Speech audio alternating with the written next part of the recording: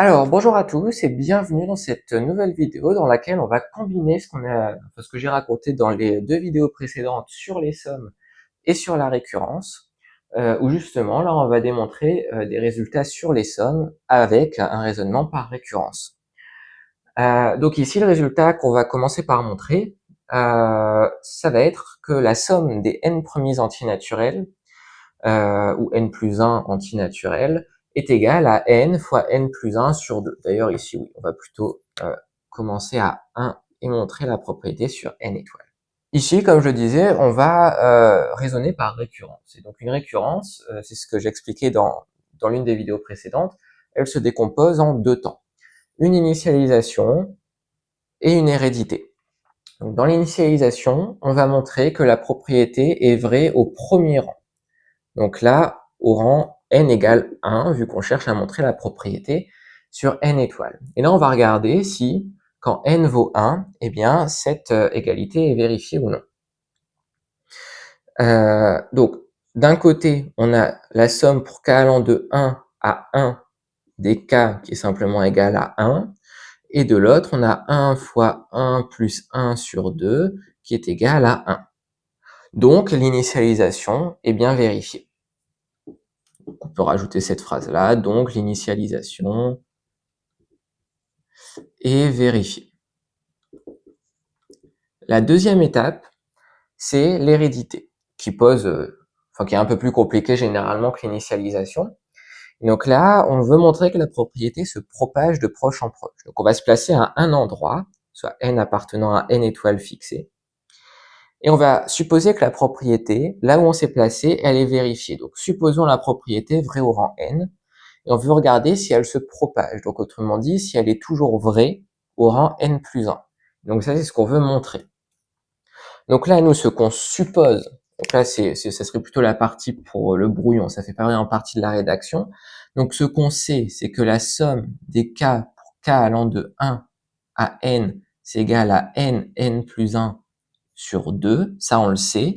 Et ce qu'on veut montrer, c'est que la somme pour k allant de 1 à n plus 1 des k, c'est égal à n plus 1, n plus 2 sur 2. Donc ça, c'est ce qu'on veut montrer.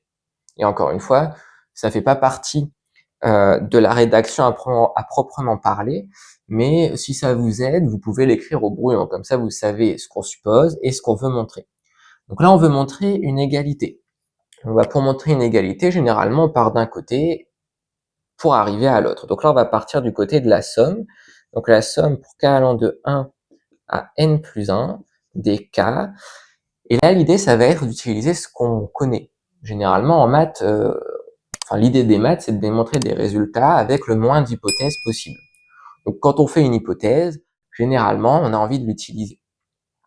Donc là, ici, l'hypothèse qu'on a faite, c'est que la propriété était vérifiée au rang n. Donc autrement dit, on a supposé que ça, c'était vrai.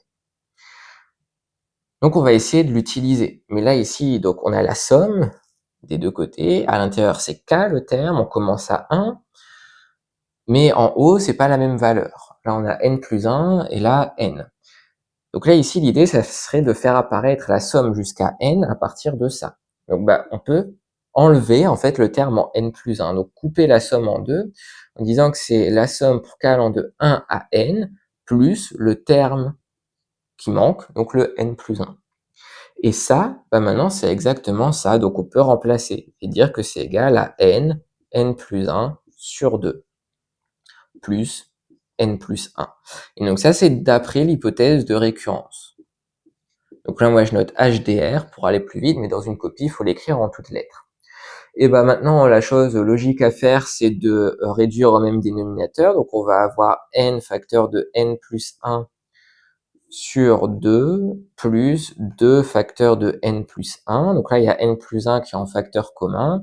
Donc, on peut factoriser. Ça fait n plus 1, n plus 2 sur 2. Ah tiens, c'est ce qu'on voulait montrer. Et donc là, on peut terminer par une phrase de conclusion en disant « La propriété est héréditaire, ce qui achève la récurrence ».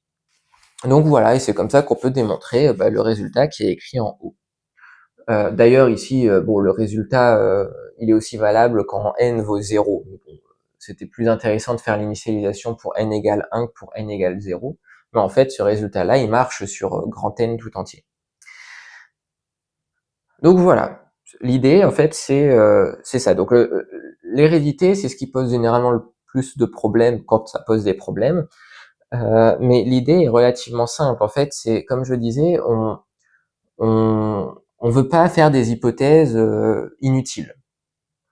Donc là, ici, on veut utiliser cette hypothèse. Donc le premier objectif dans l'hérédité, c'est d'utiliser l'hypothèse de récurrence, donc de la faire apparaître.